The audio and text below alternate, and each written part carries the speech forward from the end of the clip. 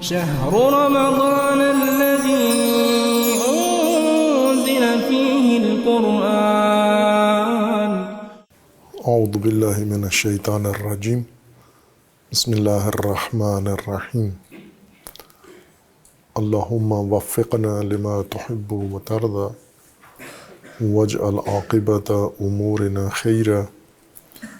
ولا تکلنا الی انفسنا طرفۃ عین ابدا. رب ادخلنی مدخل صدق واخرجنی مخرج صدق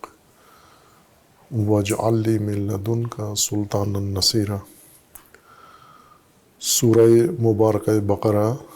آیہ کریمہ وَإِذْ نَجَّيْنَاكُمْ مِنْ آلِ فِرْعَوْنَ يَسُومُونَكُمْ سُوءَ الْعَذَابِ يُذَبِّحُونَ أَبْنَاءَكُمْ وَيَسْتَحْيُونَ نِسَاءَكُمْ وَفِي ذَلِكُمْ بَلَاءٌ مِّن رَبِّكُمْ عَظِيمٌ. اللہ تبارک و تعالیٰ نے بنی اسرائیل کو یاد دہانی کرائی ہے کہ وہ نعمتیں یاد کرو جن کے طفیل اللہ تبارک و تعالیٰ نے تمہیں عالمین پر برتری عطا کی ہے. اور پھر اس کے بعد انہیں یہ بھی توجہ دلائی ہے کہ اس وقت جس زوال کا پستی کا شکار ہو وہ بھی تمہارے اپنے اعمال ہیں اور تمہارے اپنے اعتقادات اور نظریات ہیں خود ساختہ، جن کی بنا پر تم ان نعمتوں سے اور اس نظام سے دور ہو گئے ہو جو اللہ نے تمہیں دیا تھا، اور تم نے اسے عملی کیا، اس پر عمل کیا اور فضیلت حاصل کی. اور اب ان کی پسماندگی اور ان کی رسوائی اور ذلت کے ایام میں انہیں دوبارہ وہ فضیلت، سابقہ، عروج، برتری اور اس کے اسباب یاد دلائے جا رہے ہیں. اور یہ اسباب جیسا پہلے بیان ہوا تھا کہ مختص نہیں ہیں بنی اسرائیل کے ساتھ بلکہ عمومیت رکھتے ہیں.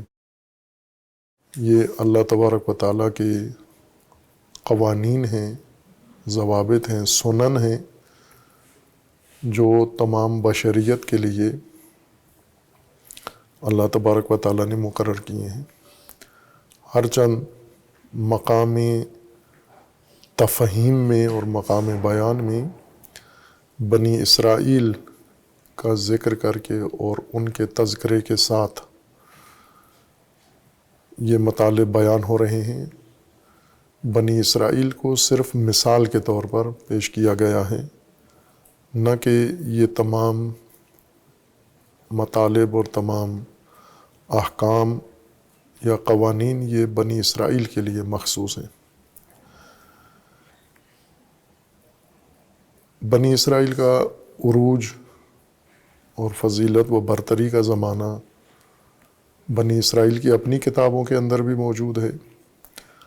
تاریخ میں بھی اس کا ذکر موجود ہے، اور قرآن کریم نے بھی اس کی تصدیق کی ہے و تائید کی ہے کہ یہ زمانہ بنی اسرائیل پر گزرا ہے. اور قرآن کریم نے اس برتری کے اسباب بھی ذکر کر دیے ہیں کہ وہ سارے اسباب اللہ تبارک و تعالیٰ کی جانب سے تھے. اور ان میں سے پہلا سبب یا پہلی نعمت جو مصداق کے طور پر ذکر کی جا رہی ہے وہ سورہ مبارکہ بقرہ میں آیا 49 وَإِذْ نَجَّيْنَاكُمْ مِنْ آلِ فِرْعَوْنَ يَسُومُونَكُمْ سُوءَ الْعَذَابِ. ہم پہلے نعمت کے باب میں سورہ فاتحہ میں بھی اور سورہ مبارکہ بقرہ میں یہ بحث کر رہے ہیں کہ نعمت اس وسیلے اور سبب کو کہتے ہیں، خواہ معنوی ہو یا مادی ہو، انفرادی ہو یا اجتماعی ہو، وہ سبب و وسیلہ جو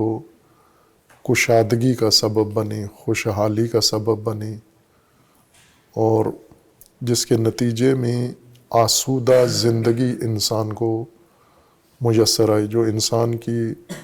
راحتی، آرام اور سکون کا باعث بنے اس کی زندگی میں، اس کو قرآن نے نعمت کہا ہے، ان اسباب و وسائل کو۔ اور ظاہر ہے کہ یہ عنوان مختلف اسباب کے لیے ایسا نہیں ہے کہ جو چیز ایک قوم کے لیے، نسل کے لیے یا ایک فرد کے لیے نعمت ہے وہ دوسرے کے لیے بھی نعمت ہی ثابت ہو رہی ہو۔ مثلا سکون کے وسائل ممکن ہے ایک طبقے کو ان کے ذریعے سے سکون حاصل ہو اور دوسرے شخص کو اس کے ذریعے سکون حاصل نہ ہو۔ جیسے مریض کو دوا کے ذریعے سکون حاصل ہوتا ہے، اس کو راحت و آرامش ملتی ہے، لیکن جو صحت مند انسان ہے، مریض نہیں ہے یا اس کی یہ بیماری نہیں ہے، اسے اس دوا سے ممکن ہے سکون نہ ملے اور ممکن ہے نقصان بھی ہو، ضرر بھی پہنچے۔ لہٰذا یہ دوا نعمت ہوگی اس شخص کے لیے جس کی مشکل، جس کی ناراحتی کو دور کرنے کا وسیلہ ہوگی یا جس کے لیے آسودگی کا سبب ہو۔ کچھ وسائل ممکن ہیں ایسے ہوں جو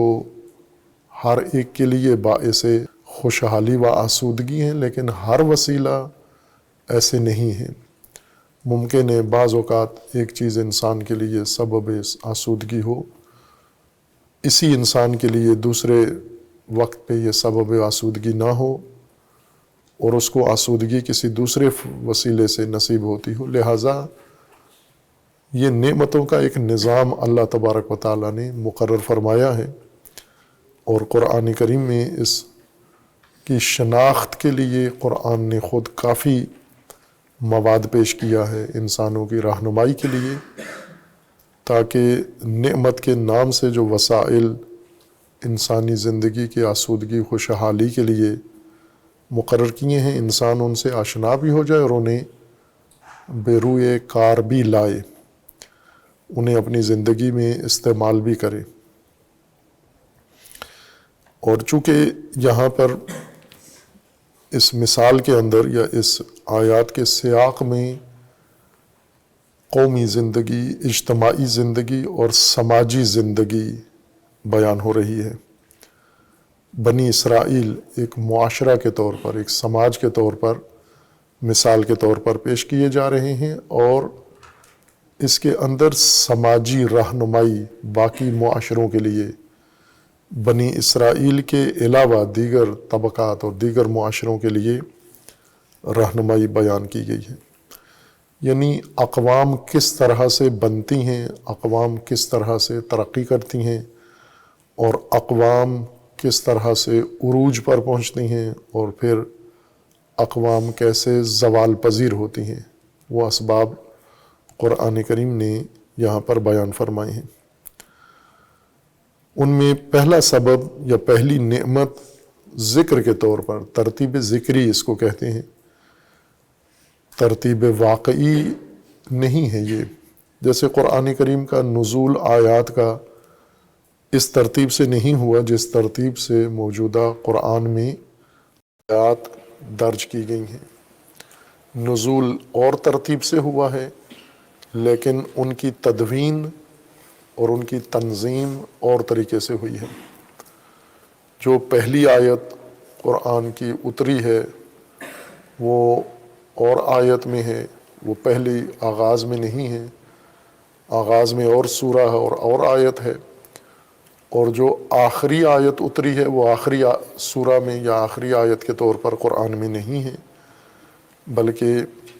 وہ اور سورہ کے اندر موجود ہے۔ اور یہ ثابت ہے کہ پہلی آیات کہاں اتری، دوسری، یعنی ترتیب نزولی قرآن کی تقریباً اکثر بیشتر آیات کی معلوم ہے دلائل اور ثبوت و شواہد کے ذریعے۔ لیکن جو ترتیب تدوین کی ہے وہ اور بنیاد پر ہوئی ہے۔ رسول اللہ صلی اللہ علیہ وآلہ وسلم کے حکم سے جیسے نزول رسول اللہ پر ہوا ہے، اس کی یہ ترتیب موجودہ یہ بھی رسول اللہ کے حکم سے ہوئی ہے۔ اور اس بارے میں اگرچہ تشویش پائی جاتی ہے یا ایجاد کی جاتی ہے کہ یہ ترتیب خلفاء نے ایجاد کی ہے، یہ ترتیب صحابہ نے ایجاد کی ہے، یا یہ ترتیب حکمرانوں نے، صدر اول کے حکمرانوں نے ایجاد کی ہے، یا علماء کا نتیجہ ہے، یہ بے بنیاد باتیں ہیں۔ قرآن کریم میں رسول اللہ صلی اللہ جس طرح نزول میں رسول اللہ کے علاوہ کوئی اور دخیل نہیں ہے، فقط ذات گرامی رسول اکرم صلی اللہ علیہ وآلہ وسلم نزول قرآن میں ایک قابل کے طور پر، اس کو دریافت کرنے والی ہستی کے طور پر ہیں۔ دیگر قرابت دار رشتہ دار وہ قرآن لینے میں رسول اللہ کے ساتھ شریک نہیں ہیں۔ رسول اللہ نے پھر قرآن لے کر اللہ تبارک و تعالیٰ سے ان تک ابلاغ کیا ہے، تبلیغ کیا ہے۔ اسی طرح تدوین بھی رسول اللہ کے فرمان سے عمل میں آئی ہے، اور باقیوں نے رسول اللہ سے تعلیم اس کی لی ہے۔ اب یہ تاریخی واقعات میں بھی ایسا ہی ہے کہ تاریخی واقعات رونما ہونے میں ان کی اور ترتیب ہوتی ہے، لیکن جب انہیں تدوین کیا جاتا ہے، تاریخ بنائی جاتی ہے، اور دوسرے اقوام کے لیے، دیگر طبقات کے لیے انہیں ذکر کیا جاتا ہے، اس کی ترتیب مختلف ہو جاتی ہے۔ چونکہ جس ترتیب سے واقعات رونما ہوئے ہیں وہ اور اسباب اور وجوہات کا نتیجہ ہے، اور جس بنیاد پر، جس معیار پر تدوین کا عمل ہو رہا ہے، ذکر پیش ہو رہا ہے، وہ اور بنیاد ہے، وہ اسباب نہیں ہیں مد نظر جن کے مطابق یہ واقعات تدریجاً رونما ہوئے ہیں۔ چونکہ جب تاریخ بیان کی جاتی ہے یا تاریخی پہلو سے ان واقعات کو ذکر کیا جاتا ہے، تو اس سے مقصود آنے والی نسلوں کو ان واقعات اور ان کے اسباب اور ان کے پس منظر میں موجود عوامل کی طرف متوجہ کرنا ہے۔ وقوع کی ترتیب ممکن ہے ان عوامل کو اس طرح سے نمایاں نہ کر سکے، لہٰذا اللہ تبارک و تعالیٰ نے اسی طرح بنی اسرائیل کے متعلق جو نعمتوں کا ذکر کیا ہے، تو ذکری ترتیب میں پہلی نعمت نجات ہے بنی اسرائیل کی آل فرعون سے، جبکہ وقوع کے لحاظ سے وہ بھی قرآن نے ذکر کیا ہے کہ بنی اسرائیل کو اللہ تبارک و تعالیٰ نے جن نعمتوں سے نوازا ہے وہ اور ترتیب ہے۔ حضرت ابراہیم خلیل علیہ الصلاۃ والسلام، پھر ان کی اولاد اور ان کی اولاد سے آگے نسل بنی اسرائیل، حضرت یعقوب، حضرت اسحاق کی اولاد سے، اور پھر حضرت یعقوب کی نسل سے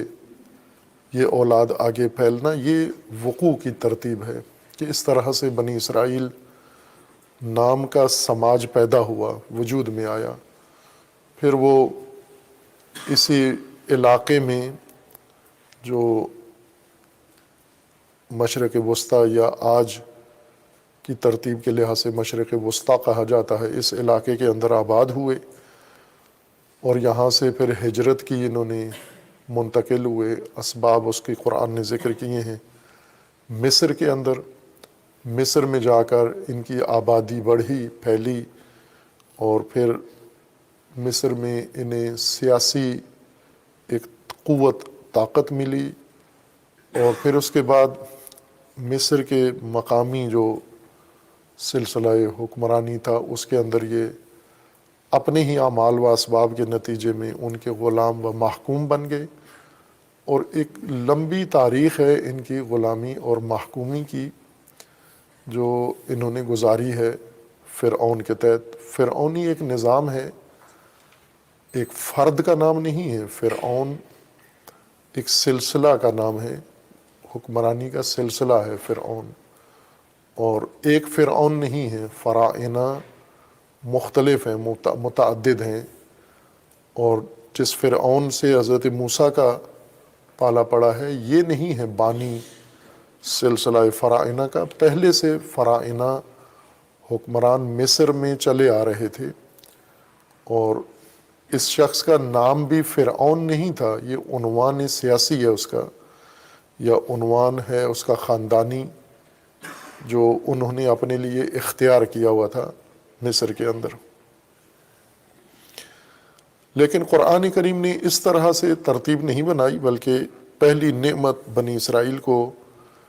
یہ بیان کی ہے کہ تمہارے عروج کا سب سے بڑا سبب، پہلا سبب تمہیں غلامی سے نجات دلانا ہے، محکومی سے تمہیں نجات دلانا ہے۔ پھر اس نظام کی خصوصیات کی طرف اشارہ کیا کہ تم کس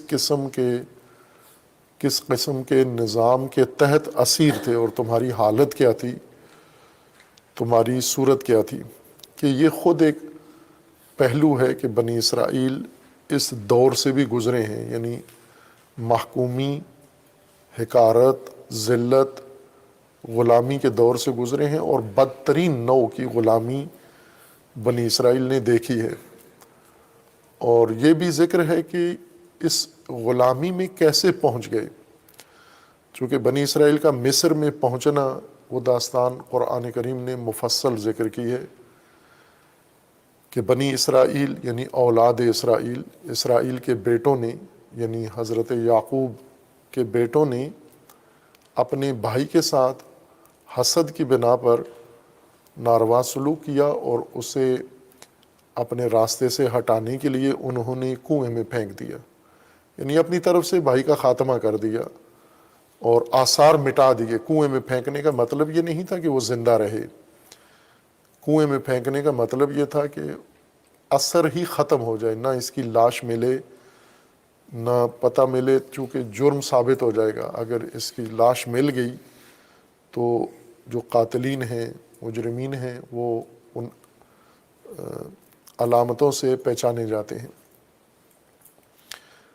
انہوں نے قتل کرنا چاہا، گلا کاٹنا چاہا۔ ایک بھائی نے مشورہ دیا کہ بجائے قتل کرنے کے بہتر ہے کنویں میں پھینک دیں، چونکہ قتل کر کے پھر لاش ٹھکانے لگانا ہمارے لیے ایک اور مشکل پیدا ہو جائے گی، تو ہم اسے زندہ کنویں میں پھینک دیتے ہیں، مر جائے گا، ظاہر ہے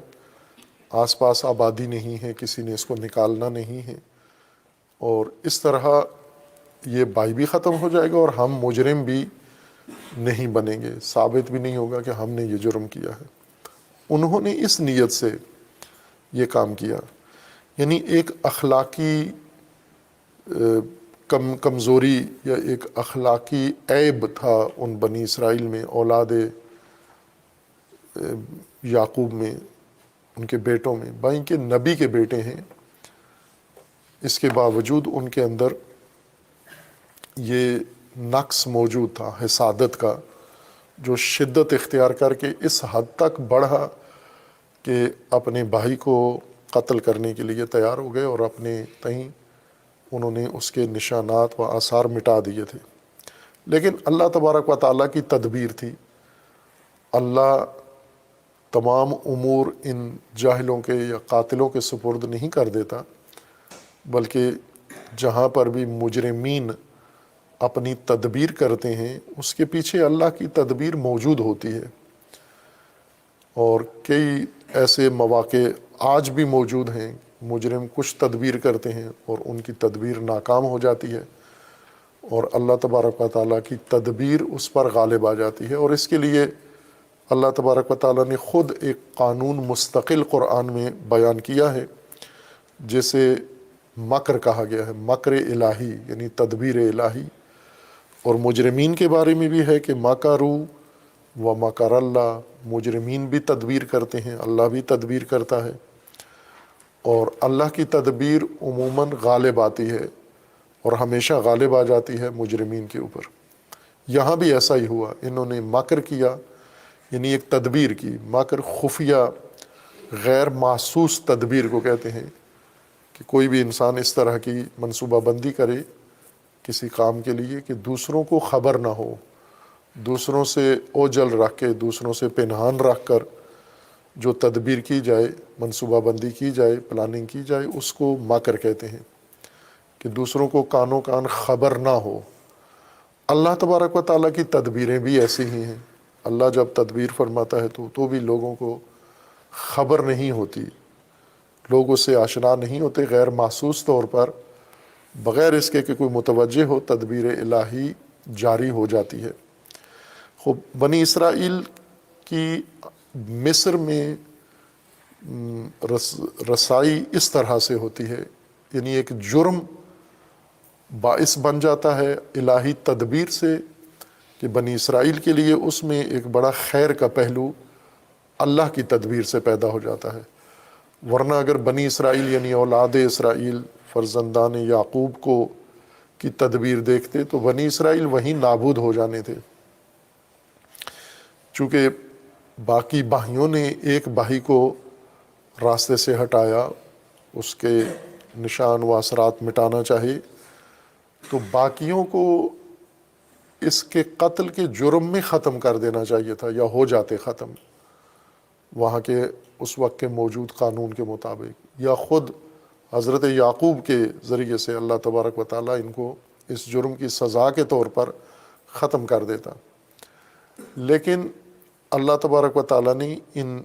بھائیوں کی تدبیر کامیاب نہیں ہونے دی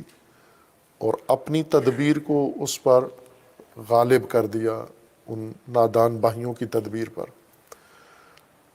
اور ایک جرم سے بنی اسرائیل کے اندر یہ تحول شروع ہوا کہ یہ مصر پہنچنے کا باعث بن گیا۔ ایک بھائی اسیر ہو کر، قیدی ہو کر فروخت ہو گیا مصر کے بازار میں، اور باقی بھائی اپنی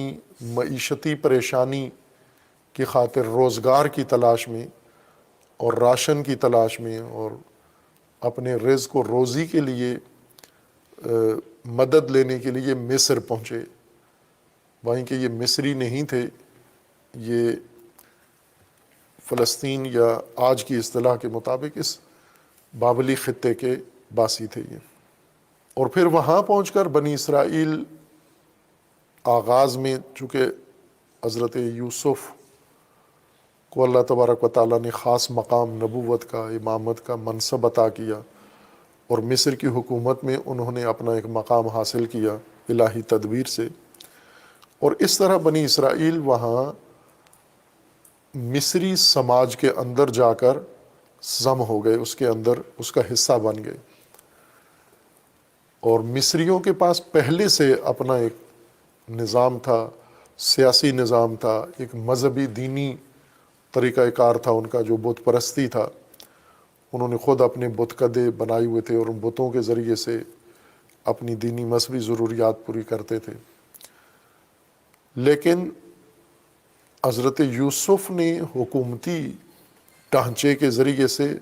بنی اسرائیل کو مصر پہنچانے کی تدبیر کی، اور یہ لوگ وہاں پہنچے، انہیں آباد کیا، ان کے لیے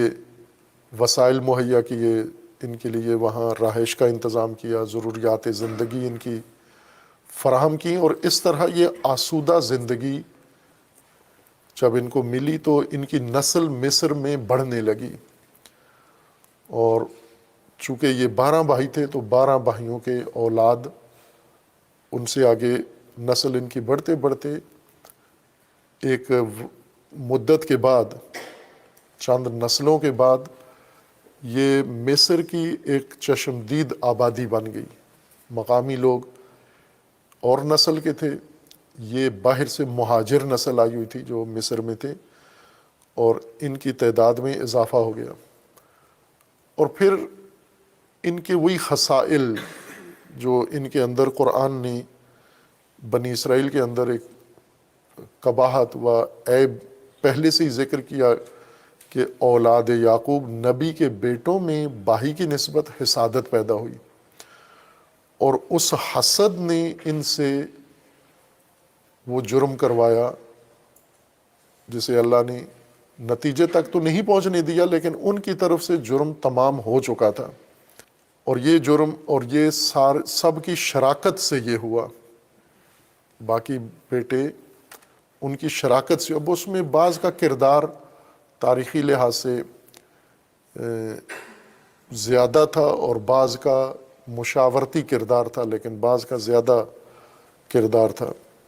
بھائی کو حضرت یوسف کو ٹھکانے لگانے میں۔ یعنی اس طرح کی ایک صورتحال ان کے اندر شروع سے اخلاقی ضعف ان کے اندر موجود تھا، نفسانیات کا ان پر غلبہ تھا، خواہشات ان کے اوپر مسلط تھیں، اور اخلاقی برائیوں میں سب سے بڑی برائی جس کے بارے میں کہا گیا ہے کہ یہ تمام انسانی صلاحیتوں کو، قدروں کو اور فضائل کو کھا جاتی ہے، وہ حسد ہے۔ نار کی طرح، آگ کی طرح ہے کہ اگر کسی انسان میں حسد پیدا ہو جائے تو اس کے اندر کوئی اور فضیلت باقی نہیں رہتی۔ جیسے ہم مثال لیں کسی گھر کی کہ اس گھر میں ہر چیز موجود ہو، زندگی کا ہر وسیلہ موجود ہو، سامان و وسائل زندگی سے بھرا ہوا گھر ہو، اور اس گھر کو آگ لگ جائے تو آگ خاکستر پیچھے چھوڑتی ہے، باقی کسی چیز کو نہیں چھوڑتی پیچھے اصلی حالت میں۔ حسد انسان کے اندر یہی کام کرتا ہے کہ اگر ایک انسان ہے جس کے اندر بھرپور صلاحیتیں ہیں، کمالات ہیں اور فضائل ہیں، اس کے اندر خوبیاں ہیں، اچھائیاں ہیں، اور اس میں حسد پیدا ہو جائے تو یہ ایسے ہی ہے جیسے گھر کو آگ لگ گئی ہے، جیسا کہ روایات میں حسد کو نار سے تشبیہ دی گئی ہے، اور واقعیت ہے یہ کہ حسد نار ہے، آگ ہے جو انسان کے اندر مکمل تمام کمالات اور فضائل کو خاکستر بنا دیتا ہے۔ پھر اس خاکستر میں آگے مرحلہ بڑھتا ہے وہ زیادہ خوفناک اور دردناک ہے۔ افراد کے اندر اور اقوام کے اندر یا خاندان کے اندر اور رشتہ داروں کے اندر یا مختلف سلسلوں کے اندر حسد یہ کام کرتا ہے، اور اس کی مثالیں متعدد ہیں۔ ہم اپنے زمانے میں بھی اس کی مثالیں دیکھ سکتے ہیں، تاریخ میں اس کی مثالیں موجود ہیں۔ ائمہ اہل البیت علیہ السلام کا فرمانا ہے کہ سب سے زیادہ محسود امت رسول اللہ میں اہل البیت واقع ہوئے ہیں، یعنی سب سے زیادہ حسد اہل البیت کے ساتھ برتا گیا ہے، اور وہی کام لوگوں نے رسول اللہ کی آل کے ساتھ کیا ہے جو یوسف کے بھائیوں نے یوسف کے ساتھ کیا تھا، یعنی انہیں راستے سے ہٹانے کے لیے تمام توانائی اپنی بروئے کار لائے، لیکن اللہ کی تدبیر سے جس طرح یوسف ختم نہیں ہوئے بلکہ بنی اسرائیل کے لیے ہی ایک بڑی خیر کا باعث بن گئے، اہل البیت علیہ السلام بھی اسی طرح ان حاسدین کے حسد سے ختم نہیں ہوئے بلکہ امت کے لیے کثیر خیر کا منشا بنے، چونکہ اللہ تبارک و تعالیٰ نے ان حاسدوں کی تدبیر کو ناکام بنا دیا، ان کے مکر کو اللہ تبارک و تعالیٰ نے ناکام بنا دیا۔ یہ ایک بڑی مثال ہے کہ مسلمانوں کے اندر بھی حسد نے یہ کام کیا ہے، اور اس کے علاوہ بھی ہم آج بھی دیکھیں بلکہ روایات کے اندر ہے کہ سب سے زیادہ حسد علماء کے اندر موجود ہوتا ہے۔ جو تمثیلی روایت ہے، تمثیلی روایت کے مطابق کہ حسد کو اللہ نے 10 حصوں میں تقسیم کیا ہے، 10 حصے بنائے ہیں حسد کے، اس آگ کے 10 حصے، 10 مرتبے بنائے ہیں، اور ان میں سے 9 حصے حسد کے وہ علماء کے اندر رکھے، وہ علماء کو دے دیے ہیں کہ یہ آپ نے اس کے مطابق حسد کرنا ہے۔ یعنی یہ آگ، کل حسد جو کائنات میں پیدا ہوگا اس کے 9 حصے علماء کو دیے ہیں، اور ایک حصہ تمام باقی عام لوگوں میں تقسیم کیا ہے کہ عام لوگ اگر حسد کریں گے تو اس 10ویں حصے میں سے جو ان کے حصے میں آئے گا، مثلا کروڑوں اربوں انسان ہیں تو یہ حسد کے 9ویں حصے میں ان کو حصہ ملا ہے، عام عورتیں جو حسد کرتی ہیں ایک دوسرے کے ساتھ، مرد حسد کرتے ہیں، تجار حسد کرتے ہیں، اور اسی طرح کسان ایک دوسرے کے ساتھ حسد کرتے ہیں، سیاستدان ایک دوسرے کے ساتھ حسد کرتے ہیں، حکمران حسد کرتے ہیں، جوانان حسد کرتے ہیں، بوڑھے حسد کرتے ہیں، مختلف طبقات. یہ اس 9ویں حصے میں جو ان کو ملا ہے اس کے تحت اتنا حسد کرتے ہیں. مثلا عورتیں اس 9ویں حصے میں جو حسد انہیں ملا ہے اس کے تحت اتنی حسود ہیں، اور علماء 9 حصے پورے ان کو حسد ملا ہے، ایک حصہ باقی تمام لوگوں میں، اور 9 حصے مکمل طور پر علماء میں تقسیم کیے گئے ہیں. اور روایت میں ہے کہ 10ویں حصے میں بھی علماء شریک ہیں، یعنی یوں نہیں کہ 10واں حصہ انہیں نہیں دیا گیا. یعنی یوں کہیں کہ آپ 10 دیگیں پکائی جائیں کسی اجتماع میں، اور اس میں ایک دیگ عوام میں تقسیم کی جائے اور 9 دیگیں علماء میں تقسیم کی جائیں، اور وہ جو ایک دیگ عوام میں تقسیم کی گئی ہے اس میں سے بھی علماء کو دیا جائے، یعنی وہ بھی سارے طبقات میں بالجملہ علماء میں بھی تقسیم کی جائے. اس طرح علماء کے حصے میں ان 10 دیگوں میں سے کتنا مال آیا ہے، کتنا مواد آیا ہے، یہ روایت کی تشبیہ ہے. اور اس کے مطابق علماء میں یہ حسد موجود ہے، اور حسد آگ ہے. آگ میں جو حسد میں مبتلا ہوتا ہے وہ جلتا ہے، آگ اس کے اندر بھڑکتی ہے، نہ کہ جس کے ساتھ حسد کیا جاتا ہے اس کے اندر آگ نہیں جلتی. جو حسد میں مبتلا ہوتا ہے یہ آگ اس کے اندر ہے. اس کے اندر جب آگ بھڑکتی ہے اور جلتی ہے، روشن ہوتی ہے، اور اس کے اندر موجود تمام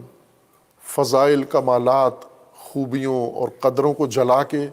راکھ کر کے خاکستر کر دیتی ہے، اس آگ کا دھواں نکلتا ہے، اور دھواں اس کی آنکھوں میں پڑتا ہے جس کے ساتھ حسد کیا جاتا ہے. جیسے کسی شخص کے گھر میں آگ لگتی ہے اور آگ نے اس کا سارا گھر جلا دیا، اور باہر گلی میں یا پڑوس میں رہنے والوں کو اس آگ کا دھواں پہنچا ہے. دھواں جلاتا نہیں ہے، وقتی طور پر تھوڑی سی آنکھوں میں سوزش ہوتی ہے، دھوئیں سے آنسو نکال دیتا ہے وقتی طور پر پڑوسی کے، لیکن دھواں اس کو نابود نہیں کرتا. آگ نابود کرتی ہے جس گھر میں لگی ہوئی ہے. تو حسد محسود کو فقط رلاتا ہے، محسود کو تھوڑی دیر کے لیے تکلیف پہنچاتا ہے،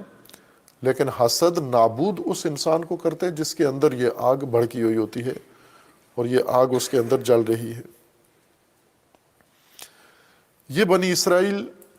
شروع ہوتے ہیں کہ ایک حسود خاندان، سارا خاندان تو نہیں، چونکہ والد سربراہ نبی ہیں اللہ تبارک و تعالیٰ کے اور صالحین میں سے ہیں، ان کی اولاد میں یہ خرابی پیدا ہوتی ہے، نبی کی اولاد میں، انبیاء کی اولاد میں. اور یہ حسد پھر یوں نہیں کہ پہلے بھائی کے ساتھ حسد کیا اور پھر ختم ہو گیا ان کے اندر، پھر یہ حسد سے پاک ہو گئے، باہر آ گئے، نہ، تاریخ ان کی بتاتی ہے کہ یہ کمزوری ان کے اندر تھی. اور پھر حسد خود اکیلی بیماری نہیں ہوتی فقط حسد ہو کسی کے اندر. جس طرح حدیث جنود عقل و جہل میں حضرت امام جعفر صادق علیہ السلام نے فرمایا ہے کہ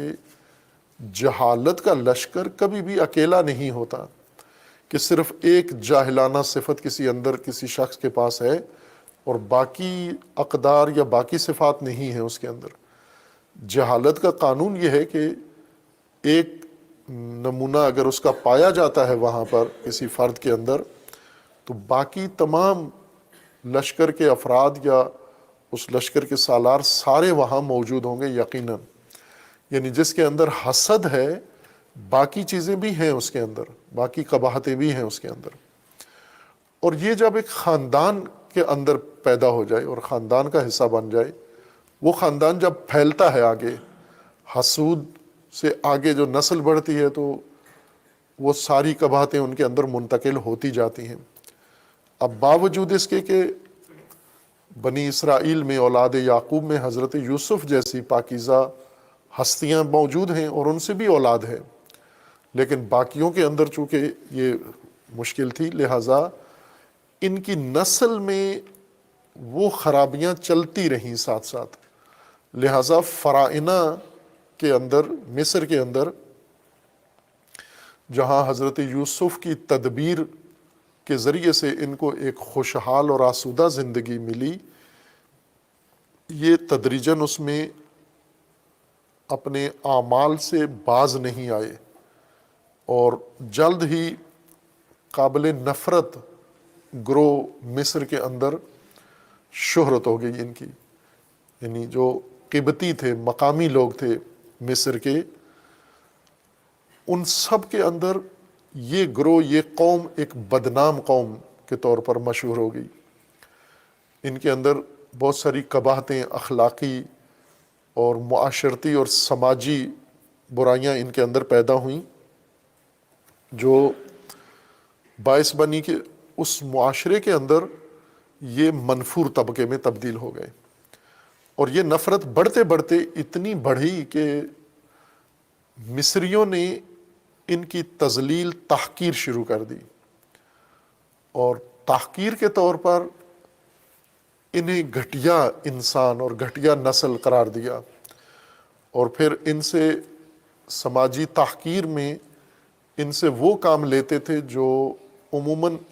ہر آدمی ان کام کے لیے تیار نہیں ہوتا کرنے کے لیے۔ آج بھی ہم موجودہ نسل کے اندر دیکھیں تو کچھ لوگوں کے لیے ماحول، سماجی ماحول ایسا بنا دیا جاتا ہے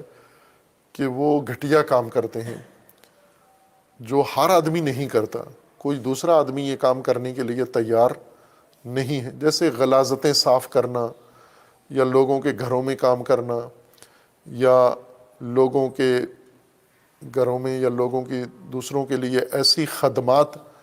پیش کرنا جن کے اندر انسان کی حقارت ثابت ہوتی ہے، تذلیل ہوتی ہے انسان کی، لیکن لوگ کرتے ہیں مجبوری کی وجہ سے یا اپنے خاندانی ریت و روایت کی وجہ سے، یہ کام کرتے ہیں، لوگ گھٹیا کام کرتے ہیں اور اس طریقے سے امرار معاش کرتے ہیں، اپنی ضروریات زندگی فراہم کرتے ہیں۔ اس کو جواز سمجھتے ہیں کہ اور ہم کیا کریں اگر یہ گھٹیا کام نہ کریں۔ بعض اوقات کوئی معاشرہ کسی طبقے کو تذلیل کر کے، تحقیر کر کے حقیر بنا دیتا ہے، اور بسا اوقات خود ان کے اندر یہ جراثیم ہوتے ہیں، یعنی ان کے اندر حقارت پسندی اور ذلت پسندی پیدا ہو جاتی ہے۔ یہ دونوں چیزیں انسان کے اندر موجود ہیں۔ کبھی ذلت ٹھونسی جاتی ہے کسی کے اوپر، وہ خود نہیں چاہتے حقیر ہوں، تذلیل ہو ان کی، لیکن کبھی کبھار دوسرے نہ بھی چاہیں، نہ بھی ٹھونسیں ان کے اوپر، یہ خود اندر سے خواہاں ہوتے ہیں کہ ذلیلانہ زندگی گزاریں، حقیرانہ زندگی گزاریں۔ انفرادی طور پر بھی اس طرح کی تقسیم یا تبعیض موجود ہے، اور اجتماعی طور پر بھی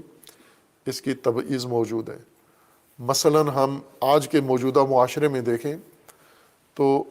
جیسے فلسطین کے مسلمین ہیں، یہ نہیں چاہتے ذلیل، حقیر، محکوم رہیں، قیدی اور غلام بن کے رہیں، ان پر باقی دنیا ٹھونسنا چاہتی ہے یہ حقارت و ذلت، لیکن وہ قبول نہیں کرتے، اور اس حقارت سے نکلنے کے لیے اپنی جان تک دینے کے لیے تیار ہیں۔ یہ ایک نمونہ ہے، اور اس کے بدلے میں ہم دیگر ممالک میں دیکھیں، ایسے لوگ ہیں جو ان کے ساتھ یہی سلوک ہو رہا ہے، ناروا سلوک ہو رہا ہے، لیکن وہ اپنی جان لگانا تو دور کی بات ہے، وہ آگے سے جواب بھی نہیں دیتے، جس کی ایک مثال اسی ماہ رمضان کی ہے۔ ماہ رمضان میں یہ چند دفعہ ہندوستان میں یہ بات تکرار ہو چکی ہے کہ مسلمان نماز تراویح پڑھ رہے ہیں، اور ہندو متشدد ان کے نماز جماعت کے اندر گھس کے انہیں لاتے مار رہے ہیں، پولیس لاتے مار رہی ہے، یا نماز تراویح میں جا کر جو اوباش لوگ ہیں وہ ان کو جا کر سجدے کی حالت میں، رکوع کی حالت میں زد و کوب کر رہے ہیں، اور یہ جو سجدے میں جس کو لات ماری جا رہی ہے، یہ اس لات کے مقابلے میں کوئی عکس العمل نہیں دکھا رہا، بلکہ جس طرح کسی جانور کو کوئی لات ماری جائے تو وہ آگے سے سہم جاتا ہے اور اپنے بچانے کی کوشش کرتا ہے، یہ حالت ہے۔ یعنی یہ قوم نہیں اس کے مقابلے میں مزاحمت نہیں کر رہی کہ ہم ذلیل نہیں رہیں گے، ہم تحقیر حقیر شدہ نہیں رہیں گے، حقیر لوگوں کی طرح نہیں رہیں گے، عزت کے ساتھ رہیں گے۔ اگر رہنا ہے تو عزت کے ساتھ رہیں گے، ورنہ موت کو ترجیح دیتے ہیں ہم۔ اب یہ کام پوری دنیا میں ہے، مسلمانوں کے ساتھ مختص نہیں ہے، باقی غیر مسلموں میں بھی ایسے ہے کہ بسا اوقات معاشرہ کسی دوسرے طبقے کو حقیر بنانا چاہتا ہے۔ مثلا ہم مغربی معاشروں میں جائیں، وہاں پر یہی صورتحال موجود ہے، خصوصاً امریکہ کے جہاں سفید فام لوگ یہ مہاجرین ہیں، یہ قابضین ہیں جو یورپ سے گئے ہیں امریکہ میں۔ امریکہ کے مقامی لوگ سرخ فام ہیں، سرخ پوست جن کو کہا جاتا ہے، جیسے افریقہ کے مقامی لوگ سیاہ پوست ہیں، ایشیا کے مقامی لوگ زرد پوست ہیں، یورپ کے مقامی لوگ سفید پوست ہیں، یعنی سفید جلد رکھنے والے۔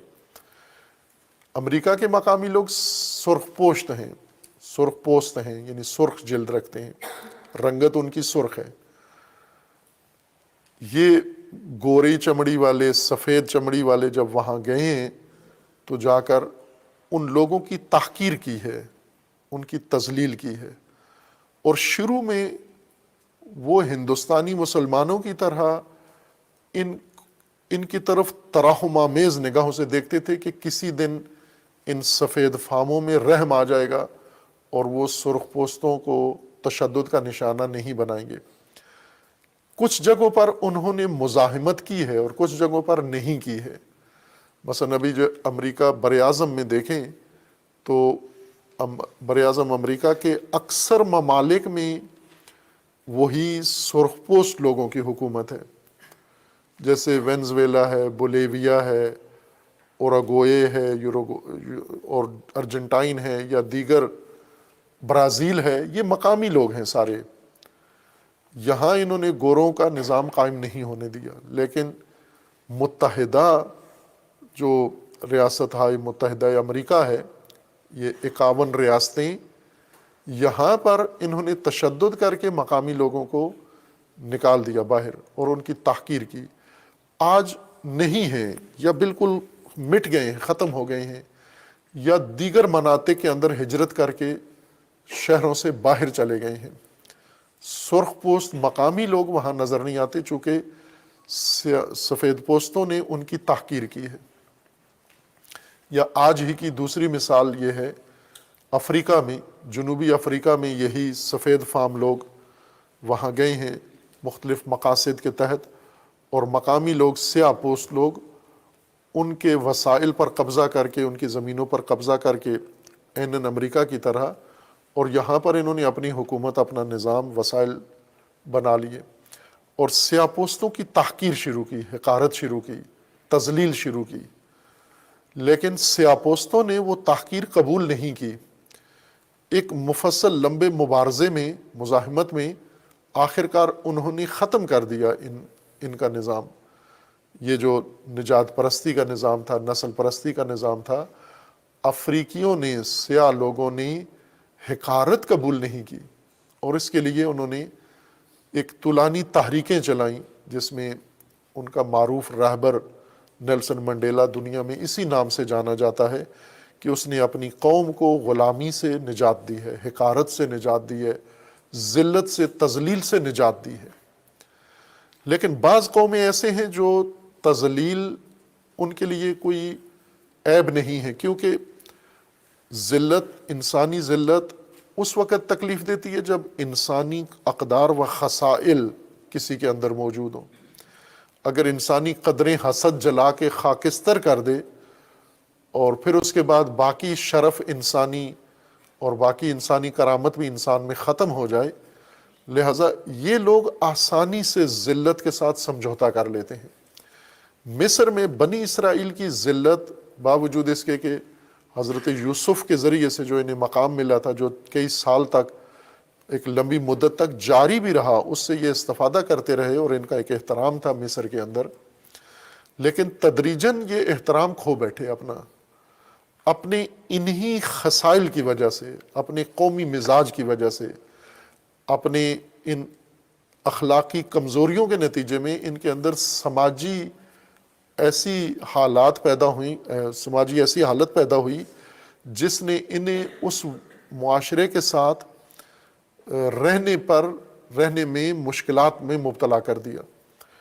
اور مصری لوگوں نے ان سے نفرت شروع کی، فرعونی نظام نے نفرت شروع کی، ان کے اپنے اعمال کی وجہ سے نفرت شروع کی، اور نتیجتاً یہ آخرکار محکوم و غلام بن گئے، حقیر کام کرتے تھے، یہ غلاظتیں دھوتے تھے بنی اسرائیل کی۔ آج تو دنیا کے اندر اکثر ممالک میں غلاظتوں کی نکاسی کا ایک انتظام بن گیا ہے، جیسے سیوریج نظام ہے، گٹر بن گئے ہیں کہ لوگ اپنے گھروں کی غلاظتیں پانی میں بہا کے پائپوں کے ذریعے سے گندے نالوں میں ڈال دیتے ہیں، اور وہ گندے نالے اسے شہروں سے باہر لے جاتے ہیں۔ لیکن چند سال پہلے تک تو ایسے نہیں تھا، ساری دنیا میں یہ غلاظتیں ساری لوگوں کے گھروں کے اندر ہی ہوتی تھی، نالیوں میں باہر نہیں پھینکتے تھے اس کو، اور یہ غلاظتیں اندر جمع بھی نہیں ہونے دیتے تھے، نالیاں بھی نہیں تھیں کہ نالیوں میں بہا دیں پانی کے ساتھ۔ اس کا طریقہ یہ ہوتا تھا کہ کچھ لوگ تھے جن کا پیشہ ہی یہی تھا، جمیندار جن کو کہا جاتا تھا، جو ان کا خاندانی پیشہ تھا، عورتیں مرد سارے، کہ کوئی خاندان اپنے گھروں کے اندر یہ غلاظتیں جمع کرتا رہتا تھا ایک خاص جگہ پر، اور یہ صبح صبح آ کے یا دن کے کسی وقت میں آ کر باری باری ہر خاندان کی غلاظت اٹھا کے ٹوکریوں میں لے جاتے اور باہر کسی دور جگہ پھینک کے آتے تھے۔ تو یہ ان کا ایک خاندانی پیشہ بن گیا تھا، غلاظتیں اٹھانا۔ بنی اسرائیل یہی کام کرتے تھے، غلاظتیں اٹھاتے تھے مصریوں کی، مصری جو مقامی لوگ تھے۔ دوسرا کام ان سے یہ لیتے تھے صفائی کا کام، یعنی گلیوں کی صفائی، گھروں کی صفائی، ان کے کپڑے دھونا، ان کی میل کچیل صاف کرنا، کھیتوں میں محنت مزدوری کا کام ان سے لیتے تھے، یا تعمیرات میں مزدوروں کے طور پر انہیں استعمال کرتے تھے، اجرت پہ نہیں، بیگار کے طور پر۔ اجرت ہو تو وہ تو ایک ٹھیک کام ہے، اس میں کوئی عیب نہیں ہے کہ تعمیرات میں جو مزدور کام کرتے ہیں یہ ان کے لیے کوئی حقارت نہیں ہے، بلکہ ایک ان کے لیے فخریہ چیز ہے کہ محنت کرتے ہیں، اپنی کسی ناجائز طریقے سے پیسہ حاصل نہیں کرتے، محنت مزدوری کر کے جسمانی مشقت اٹھا کے یہ کام کرتے ہیں۔ لیکن یہی کام یہ سارے مثلا تعمیراتی مزدور، کھدائی کے مزدور، کھیتوں کے مزدور، یہ سب کام کر رہے ہوں اور اس کا انہیں معاوضہ بھی نہ ملتا ہو، یہ فقط اس لیے یہ کام کر رہے ہوں چونکہ حقیر ہیں اور گھٹیا لوگ ہیں۔ جیسا کہ اس وقت مثلا ہمارے ملک میں، پاکستان میں بھی ایسا نظام موجود ہے کہ زمینداروں نے، جو زمینوں کے مالک ہیں، انہوں نے ایسے غریب طبقات، مختلف اقوام، قوم، قبیلے انہوں نے رکھے ہوئے ہیں جن کو کھیتوں پہ کام کراتے ہیں ان سے، اور تمام فصلیں وہی اگاتے ہیں، تمام کھیت وہی آباد کرتے ہیں، اور انہیں فقط کھانا دیتے ہیں بس، یعنی انہیں کھیتوں میں سے اتنا مال انہیں دے دیتے ہیں کہ یہ زندہ رہیں، اس کے علاوہ انہیں کوئی اجرت نہیں دیتے۔ ان لوگوں کا کوئی گھر نہیں ہوتا اپنا، ان لوگوں کے بچے اسکول نہیں پڑھتے، ان لوگوں کو اچھا کھانا میسر نہیں ہوتا، یہی جو کھیتوں میں کام کر کے پورے ملک کو غلہ پہنچاتے ہیں، یہ خود بھوکے ہوتے ہیں، بھوکے ننگے رہتے ہیں، چونکہ بیگار ہے، اس کو بیگار کہتے ہیں، بغیر معاوضے کے کسی سے مشقت لینا۔ یہ بیگار قیدیوں سے لی جاتی ہے، جیلوں میں جو قیدی ہوتے ہیں انہیں مختلف کام، ان سے مشقتیں لی جاتی ہیں، اور اس کے بدلے میں انہیں صرف کھانا دیا جاتا ہے سزا کے طور پر، اس کی اجرت نہیں دی جاتی۔ بنی اسرائیل مزدور نہیں تھے، یعنی مزد اور اجرت پہ کام نہیں کرتے تھے، بیگار کے طور پر استعمال ہوتے تھے، غلام اور محکوم تھے، یعنی ان کو حق یہ تھا کہ تم رہو ہمارے ملک میں اور ہمارے کام کرتے رہو، اجرت یا معاوضہ یہ ہے کہ تم رہو اور جو کھانا ہم تمہیں دیتے ہیں یا جتنا ہم روٹی تمہیں دیتے ہیں بس اتنی، اس کے علاوہ کسی چیز کے حقدار نہیں ہو. یہ تذلیل تھی ان کی. اور پھر اس سے بڑھ کر بھی قرآن ان کی تذلیل بیان کرتا ہے، وہ یہ کہ بنی اسرائیل کی عورتوں سے وہ بیگار کے ساتھ ساتھ، کام لینے کے ساتھ ساتھ ہوسرانی بھی کرتے تھے بنی اسرائیل کی عورتوں کے ساتھ. یعنی انہیں بے حیائی کے لیے بھی استعمال کرتے تھے، چونکہ محکوم قوم ہے. جیسے ابھی بھی ہم اپنے معاشرے کے اندر دیکھیں تو مزدوری پر جو لوگ کام کر رہے ہیں، مثلا عورتیں، بچیاں، جوان مختلف گھروں میں کام کرتی ہیں. امیر لوگوں کے گھروں میں ماسی کے طور پر، نوکرانی کے طور پر کام کرتی ہیں. اس گھر کے اندر جو مرد رہتے ہیں ان کے، اس خاندان کے، وہ ان خواتین سے کام بھی لیتے ہیں اور ان خواتین کے ساتھ ہوسرانی بھی کرتے ہیں. اور یہ چونکہ غریب لوگ ہیں، ان کا کوئی پرسان حال نہیں ہے. کبھی کبھار ان کے اوپر اتنا تشدد کیا جاتا ہے جو میڈیا میں باہر آ جاتا ہے، موت واقع ہو جاتی ہے، بڑا جرم ہو جاتا ہے. یعنی 1000 واقعات میں سے کوئی ایک واقعہ نشر ہو جاتا ہے، باہر آ جاتا ہے، ورنہ روزانہ ہزاروں تذلیل، تحقیر اس طبقے کی ہو رہی ہوتی ہے. بنی اسرائیل کی عورتیں نوکرانیاں تھیں، کنیزیں تھیں، یعنی بغیر معاوضے کے ان کے گھروں میں خدمت کرنے والی عورتیں تھیں جنہیں کوئی معاوضہ نہیں ملتا تھا، اور ساتھ ساتھ ہوس بازی بھی کرتے تھے ان کے ساتھ. مردوں سے، بنی اسرائیل کے مردوں سے بہت گھٹیا کام لیتے تھے، حقارت والے کام لیتے تھے، اور اس پر بنی اسرائیل زندگی گزار رہے تھے. اور اس زندگی کے ساتھ انہوں نے سمجھوتا کیا ہوا تھا، یعنی اسے اپنی تقدیر سمجھ لیا تھا، اسے اپنی قسمت بنا لیا تھا کہ ہم یہی ہیں اور ہماری اولادیں اسی کام کے لیے ہیں. اور اللہ تبارک و تعالیٰ نے اس حالت سے انہیں نجات دی، اس غلامی اور محکومی سے ان کو نجات دی. لہٰذا محکومی اور ذلت سے نجات یہ قرآن نے پہلی نعمت شمار کی ہے عالمین پر برتری کے لیے. یعنی وہ قوم جو غلام ہے، محکوم ہے، یہ خواب بھی نہ دیکھے برتری کا یا ترقی کا یا فضیلت کا یا دوسری قوموں کی برابری کا خواب بھی نہ دیکھے، یہ ہمیشہ ذلیل و حقیر رہیں گے. پہلا قدم جو انہوں نے اٹھانا ہے وہ یہ ہے کہ یہ اپنی غلامی سے نکلے باہر، غلامی سے بیزار ہوں، غلامی کی زندگی پر راضی نہ ہوں، اور اس حقارت کے اوپر راضی نہ ہوں، دل سے، قلبی طور پر اس سے بیزاری اختیار کریں. بنی اسرائیل میں یہ بیزاری نہیں تھی، تنگ ضرور تھے اس سے، لیکن اتنی بیزاری نہیں تھی اس زندگی سے کہ اس سے نکلنے کے لیے کوئی چارہ جوئی بھی کرتے. اللہ تبارک و تعالیٰ نے ان کے لیے اہتمام کیا اور ان کے اندر نبی مبعوث کیے جنہوں نے یہ احساس بیدار کیا بنی اسرائیل کے اندر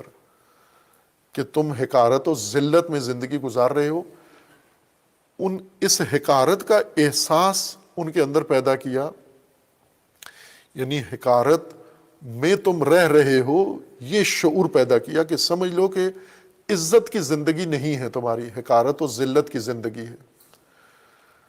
بنی اسرائیل کے اپنے جو پہلے علماء تھے، بنی اسرائیل کے سماجی رہنما، قومی رہنما، سیاسی رہنما اور باقی جو مذہبی دینی پیشوا تھے، وہ انہیں روزانہ اس کام کا اجر بتاتے تھے کہ یہ جو تم فرعونیوں کی مشقت کرتے ہو، ذلت برداشت کرتے ہو، اللہ کے ہاں اس کا بڑا اجر ہے، اور اللہ کے ہاں تمہارے بڑے اعلیٰ درجات ہیں. جتنی حقارت ادھر برداشت کر رہے ہو، ادھر بہشت میں تمہارے اعلیٰ مقام بنائے جا رہے ہیں. اور وہ انہیں اس ذلت کے ساتھ رہنے کے آداب سکھاتے تھے، آداب غلامی، آداب حقارت اور آداب ذلت سکھاتے تھے. یعنی وہ مذہب جو بنی اسرائیل میں رائج ہو گیا تھا وہ آداب غلامی، آداب محکومی اور آداب ذلت کا مذہب تھا، اور یہ انہی آداب ذلت پہ پختہ تر ہوتے جاتے تھے، اور گویا ایک دوسرے کے ساتھ مقابلہ تھا کہ زیادہ ذلت برداشت کرنے کی صلاحیت کس کے اندر موجود ہے. ایسے میں اللہ تبارک و تعالیٰ نے ان کو اس ذلت سے باہر نکالا، اور نکالنے کے لیے ان کے اندر نبی مبعوث کیے جنہوں نے احساس بیدار کیا، یہ شعور ان کے اندر پیدا کیا کہ یہ حقارت آمیز زندگی ہے، تمہاری شایہ نشان نہیں ہے، انسانیت کے تقاضے اور درجے کے خلاف زندگی ہے۔ یہ احساس انہوں نے ان کے اندر بیدار کیا، اور اس پہ بہت وقت لگا، بڑی مشقت کرنا پڑی حضرت موسیٰ علیہ السلام کو اپنی قوم کے اندر یہ احساس بیدار کرنے میں کہ تم ذلت کی زندگی گزار رہے ہو۔ وہ حضرت موسیٰ کے مخالف ہو گئے شروع میں، جب حضرت موسیٰ نے انہیں یہ احساس دلانا شروع کیا تو انہوں نے حضرت موسیٰ کو ہی متہم کرنا شروع کر دیا کہ آپ ہمیں ہماری مشکلات بڑھانے کے لیے آئے ہو، ہمیں پہلے تکلیفیں تھیں، ابھی آپ کی وجہ سے ہماری تکالیف بڑھ رہی ہیں۔ اور حضرت موسیٰ کو کہتے تھے کہ آپ ہمارا روزگار چھڑا رہے ہو، ابھی جو ہم جیسے بھی کام کرتے ہیں کم از کم کھانا تو مل جاتا ہے، لیکن آپ جو کام ہمیں بتاتے ہو اس میں تو یہ گھر بھی ہم سے لے لیے جائیں گے، یہ کام بھی ہم سے لے لیا جائے گا، یہ کھانا بھی ہم سے لے لیا جائے گا۔ اور حضرت موسیٰ کو کہتے تھے تم ہماری مشکلات میں اضافہ کر رہے ہو، لیکن حضرت موسیٰ نے اپنا عمل جاری رکھا اللہ تبارک و تعالیٰ کی مدد سے و تائید سے، اور آخر کار اس قوم کے ایک بڑے طبقے کو بیدار کرنے میں کامیاب ہو گئے، اور کامیاب کر کے پھر انہوں نے وہاں سے اس ظلم و ستم سے انہیں نکالا۔ پھر حضرت موسیٰ کے دو کام تھے دراصل، ایک فرعون کے نظام، فرعونی نظام، استبدادی نظام کا خاتمہ، اور دوسرا بنی اسرائیل کی بیداری، تربیت و آگاہی۔ اور دونوں کاموں میں اگر دیکھیں تو فرعون ڈبونا اتنا مشکل نہیں لگا حضرت موسیٰ کو، اور اس میں کوئی زیادہ مشکلات پیش بھی نہیں آئیں۔ فرعون سے ٹکرانے میں موسیٰ کو زیادہ زحمت نہیں ہوئی، لیکن بنی اسرائیل کو بیدار کرنے میں، بنی اسرائیل کو مؤدب اور مہذب بنانے میں، بنی اسرائیل کو شعور دینے میں بہت محنت لگی، اور اتنی کہ آخر کار حضرت موسیٰ کو احساس ہو گیا کہ اس کام میں گویا کوئی کامیابی حاصل نہیں ہوئی۔ حتیٰ مصر سے نکال کے جب واپس انہیں فلسطین میں لے آئے، اور بنی اسرائیل نے جو حضرت موسیٰ کے ساتھ رویہ اختیار کیا، اپنی اسی پستی کے جو غلامی محکومی کے دنوں میں جو ان کے مزاج بن گئے تھے، اس مزاجی پستی کا مظاہرہ کر کے حضرت موسیٰ کو اتنا ستایا کہ حضرت موسیٰ نے اللہ سے دعا مانگی کہ خدایا انہیں مجھ سے لے لے اور مجھے ان سے لے لے، میں ان سے اکتا گیا ہوں، میں ان سے تھک گیا ہوں، یہ سدھرنے والے نہیں ہیں۔ یہ خرابی بنی اسرائیل کے اندر تھی۔ اور پھر بعد میں موسیٰ علیہ السلام کے بعد بنی اسرائیل دوبارہ پھر فلسطین میں ہی محکومی کا شکار ہو گئے۔ پہلے مصر میں تھے، مصر کی محکومی سے نکل کے فلسطین میں لائے گئے، یہاں آباد کیے گئے اس خطے کے ارد گرد، اور پھر دوبارہ محکوم و ذلیل، اور دوبارہ اپنے گھر بار سے اور اپنے دار و دیار سے بے دخل کر دیے گئے۔ اور پھر ایک لمبی مدت انہوں نے غلامی، محکومی، قسم پرسی، مہاجرت اور ذلت کی برداشت کی، اور پھر ان میں احساس جاگا کہ ہمیں اس حالت سے باہر آنا چاہیے، اور اس احساس کو لے کر یہ اپنے زمانے کے نبی کے پاس گئے اور ان سے چاہا کہ اللہ سے طلب کرو کہ خدا ہمیں اس ذلت سے نکالنے کے لیے راہبر دے۔ راہبر کا مطالبہ کیا کہ یہ کام راہبر کے ذریعے ہو سکتا ہے، اور اللہ تبارک و تعالیٰ نے ان کی اس استدعا اور درخواست کو اجابت کیا، اور طالوت کو ان کا رہبر بنا دیا۔ وہ رہبر آزادی بنی اسرائیل بنے۔ اس رہبر آزادی کے لشکر میں حضرت داؤد تھے، جو ایک سپاہی کے طور پر طالوت کے لشکر میں تھے، اور پھر فیصلہ کن جنگ حضرت داؤد نے کر کے اپنی قوم کو نجات دی، اور خداوند تبارک و تعالیٰ نے حضرت داؤد کو حکومت دی، اور ان کے لیے وہ تمام وسائل اللہ نے فراہم کیے۔ پھر ان کے فرزند حضرت سلیمان علیہ السلام، ان کی ایک بڑی سلطنت قائم ہوئی،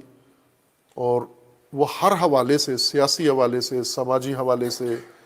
عسکری حوالے سے ایک بہت طاقتور حکومت تھی، بلکہ ٹیکنالوجی کے حوالے سے بہت طاقتور حکومت تھی، اور انہوں نے تسخیر کر لیا پورے خطے کو حضرت سلیمان نے، اور یہ تسلسل رہا بنی اسرائیل کے، یہ عروج کا زمانہ تھا۔ اور اس عروج کے بعد پھر بنی اسرائیل کا زوال شروع ہوا، اس عروج کو سنبھال نہیں سکے، اس کی قدر نہیں جان سکے، اور دوبارہ پھر زوال کا شکار ہوئے۔ وہ زوال جو اس کے بعد شروع ہوا، یہ رسول اللہ صلی اللہ علیہ وآلہ وسلم کے عہد تک جاری رہا، یعنی دوبارہ بنی اسرائیل اپنے قدموں پر نہیں کھڑے ہو سکے۔ البتہ اس دوران اور بہت سارے بنی اسرائیل کے اندر تحولات ہوئے، یعنی رسول اللہ سے پہلے حضرت مسیح بنی اسرائیل کے نجات کے لیے پیدا ہوئے، لیکن یہود نے، بنی اسرائیل کا وہ گروہ جو یہود رہا، انہوں نے حضرت مسیح کو بھی بہت ستایا، حضرت موسیٰ سے زیادہ ستایا، اور وہ داستان بھی قرآن نے ذکر کی ہے۔ یعنی یہ چند صدیاں گزری، چند 100 سال کا ماجرا ہے، جو عروج کے بعد پھر بنی اسرائیل کا زوال شروع ہوا، پھر تقسیم ہوئے، پھر آپس میں نصارہ و یہود کی جنگیں شروع ہوئیں، اور کرتے کرتے عہد رسول اللہ تک یہ پہنچے، جب بالکل پستی کا شکار ہو کے بدنامی و رسوائی ان کا مقدر بن چکی تھی۔ اس وقت پھر دوبارہ اللہ تبارک و تعالیٰ نے انہیں خطاب کیا کہ وہ ماضی میں تمہیں جو ہم نے برتری عطا کی تھی، اس کا آغاز ہم نے تمہاری محکومی اور ذلت اور تمہاری اسارت اور غلامی کے خاتمے سے کیا۔ یعنی پہلا قدم کسی قوم کو برتری کے حصول کے لیے غلامی سے نکالنا ہے، اور غلامی سے نکالنے کے اپنے اسباب ہیں جو اللہ تبارک و تعالیٰ نے انہیں فراہم کیے ہیں۔ اسی مطلب کو اب اس سیاق میں شروع کیا جا رہا ہے، ایک ایک کر کے آیات بیان کی جا رہی ہیں۔ وَإِذْ نَجَّيْنَاكُمْ مِنْ آلِ فِرْعَوْنَ، ہم نے جب تم کو آل فرعون، یعنی ان پیروان فرعون سے جب ہم نے تمہیں نجات دی، یسومونکم سوء العذاب، جو تمہیں بہت برے عذاب میں مبتلا کیے ہوئے تھے، ایک معذب زندگی تمہارے اوپر انہوں نے ٹھونسی ہوئی تھی، بدترین عذاب۔ اور یذبحون ابناءکم، اس میں ایک رویہ ان کا یہ تھا کہ تمہارے بچوں کو ذبح کر دیتے تھے وہ آل فرعون۔ وَيَسْتَحْيُونَ نِسَاءَكُمْ، دو طرح سے اس کا معنی کیا گیا ہے کہ تمہاری عورتوں کو زندہ رکھتے تھے مشقت کے لیے، یا تمہاری عورتوں کو بے حیائی کے لیے استعمال کرتے تھے۔ وَفِي ذَلِكُمْ بَلَاءٌ مِّن رَبِّكُمْ عظیم، اور یہ تمہارے رب کی طرف سے بلائے عظیم تھی اس سب کے اندر تمہارے لیے۔ پھر اس کے بعد دوسرا مرحلہ ہے وَإِذْ فَرَقْنَا بِكُمُ الْبَحْرَ فَأَنْجَيْنَاكُمْ وَأَغْرَقْنَا آلَ فِرْعَوْنَ وَأَنْتُمْ تَنْظُرُونَ۔ پھر ایک ایک کر کے آگے وہ تدریجاً ان کے باقی مراحل ذکر کیے جا رہے ہیں۔ یہ بہت اہم باتیں ہیں اس حوالے سے کہ قرآن کریم نے یہ بنیادی انسانی نجات کا جو الہی نظام ہے، وہ ان آیات میں بنی اسرائیل کے مثال کے اندر بیان فرمایا ہے، اور آج اسی کیفیت سے مسلمان دو چار ہیں۔ مسلمان جتنی ان کے پاس طاقت ہے، جتنی قوت ہے، جتنی وسائل ہیں، جتنی ثروت ہے، جتنی نفری ہے، اس سب کے باوجود آج تمام مسلمان ذلت، خواری و رسوائی کی زندگی گزار رہے ہیں، سوائے ایک مملکت کے جس کو ہم کہہ سکتے ہیں کہ وہ شیاطین کے تسلط سے ابھی تک آزاد ہے، اور وہ جمہوریہ اسلامی ایران ہے، کہ جس نے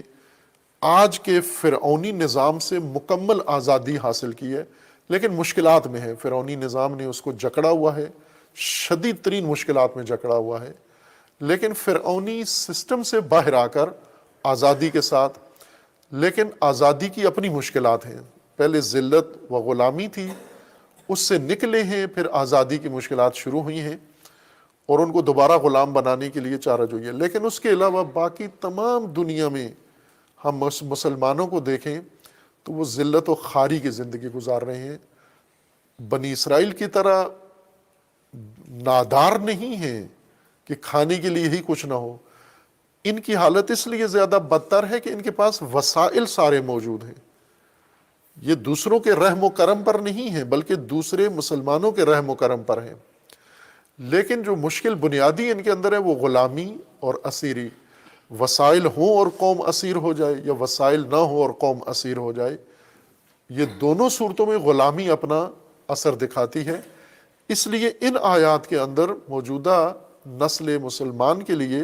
اللہ تبارک و تعالیٰ نے رہنمائی بیان فرمائی ہے کہ وہی اسباب جن سے بنی اسرائیل کو ذلت سے نکالا وہ تمہارے لیے بھی ہیں، اور جس کے ذریعے سے ان کو عروج دیا. وہ نادار قوم تھی اور عروج تک پہنچی. تم تو نادار نہیں ہو، تمہارے پاس تو بہت کچھ ہے. صرف غلامی کا احساس اپنے دل سے نکالو یا اپنے وجود سے باہر کرو، باقی چیزیں تمہاری موجود ہیں تمہارے پاس، اس میں کوئی کمی نہیں ہے. لیکن یہ کام زیادہ مشکل ہے. فرعون نابود کرنا آسان ہے، مسلمان بیدار کرنا یہ بہت مشکل کام ہے. اور اب ان آیات میں انشاءاللہ تدریجاً ملاحظہ کریں گے ان کے مفردات اور ان کے معانی، اور پھر اس کے بعد ان کی ترکیب کے ساتھ باقی مطالب بعد میں بیان ہوں گے. صلی اللہ علیہ محمد. شهر رمضان الذي أنزل فيه القرآن